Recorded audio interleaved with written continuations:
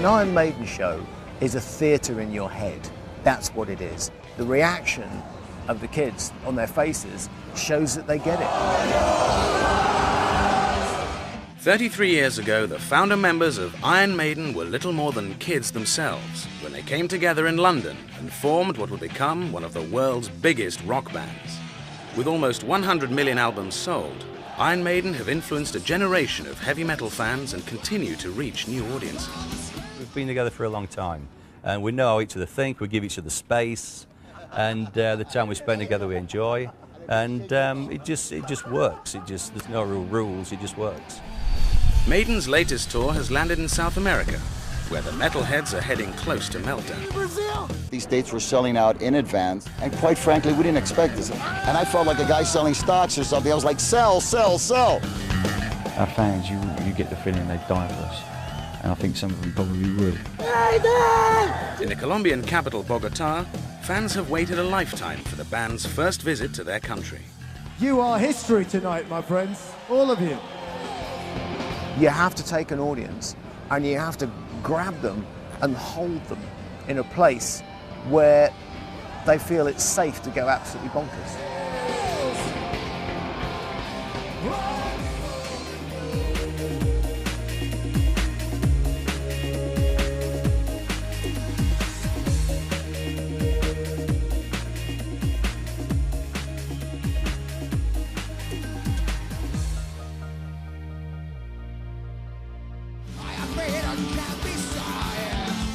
Iron Maiden have been touring the world for years, but their current tour is unique for two distinct reasons.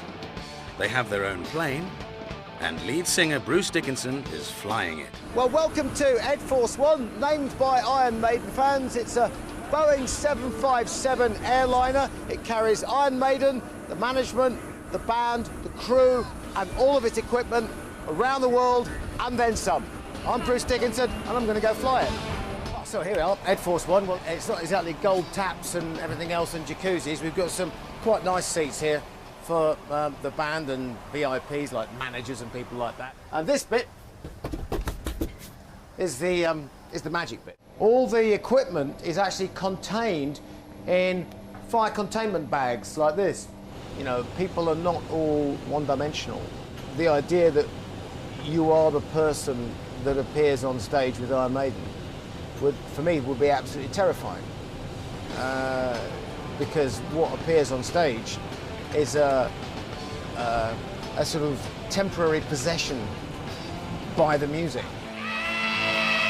If you went to see an Iron Maiden concert, somebody actually said, oh, by the way, your flight home is being piloted by that guy, and you'd have second thoughts about getting on that plane, I think. There's a different kind of thing to being on stage, where everything is about drama. You know, flying an airliner, everything is about trying to prevent drama. It's the day after Iron Maiden's first ever gig in Colombia, and the band are setting off for their next stop, Brazil. What day is it? You're asking the wrong guy. It's Friday.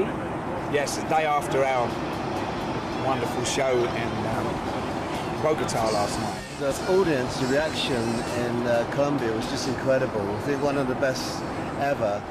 The shows, I've got to say, have been fantastic, but the travelling is hard. Well, if you go to your own 757, you can pretty well country hop and continent hop as you wish. Well, this is a fantastic way to travel, obviously. We've got a lot more leg room. It's not a luxurious thing. We're not sitting here in a lap of luxury. We're actually working. It means you get to more fans in different places than you ever could before. So we're very happy with it. The band kicked off their tour in Mumbai and have already been on the road for 28 days. OK, we started off in England. To there. Bombay. And then we went down to there. Eastern Australia. And then up to there. Blimey, we went up, oh, we must have come this way. Other side of the world. So we've been everywhere, really. They're all shattered at the moment. You know, I mean, a lot of big shows in a very short time. I'm a Yorksman, I don't get tired. 6 hours pass, and the Maiden band and crew land in Brazil. In Sao Paulo, the fans gather in such great numbers that the band must be escorted out of the airport via the presidential exit. Let's go.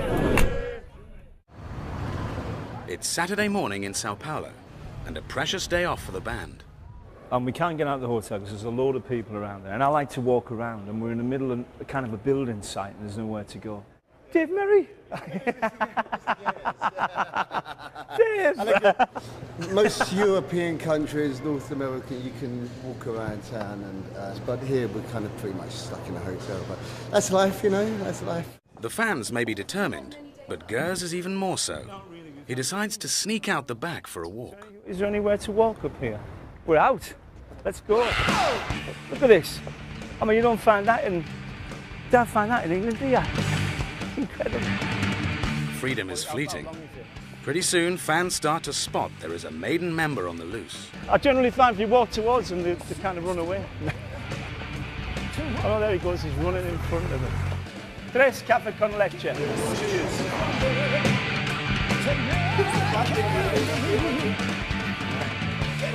You can't get annoyed about it, really. If I had a penny for every time this happened, I'd be a millionaire. And you know what? If you make somebody smile, can't be bad, can it, really? I want a picture. Yes. I am a cop in Brazil. Where's your badge? For a band with an obsessive following, there's an awkward relationship between dedication to the fans and a distinct lack of interest in the fame that comes with it. I think one of the things about Iron Maiden is they absolutely do not want fame. It's not me, it's not the rest of us really, either, you know. We don't want to be celebrities, we just want to be musicians. Back at the hotel, it's bassist Steve Harris's turn to battle his way out. It's standard procedure, really.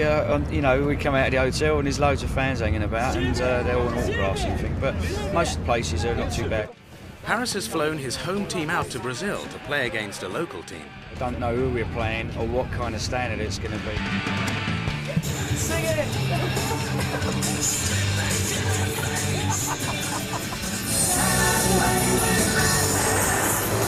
That's great.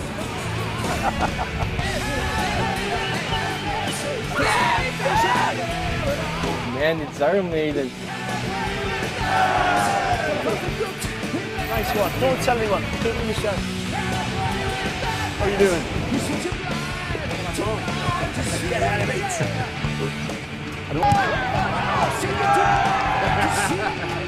We're winning. 1-0.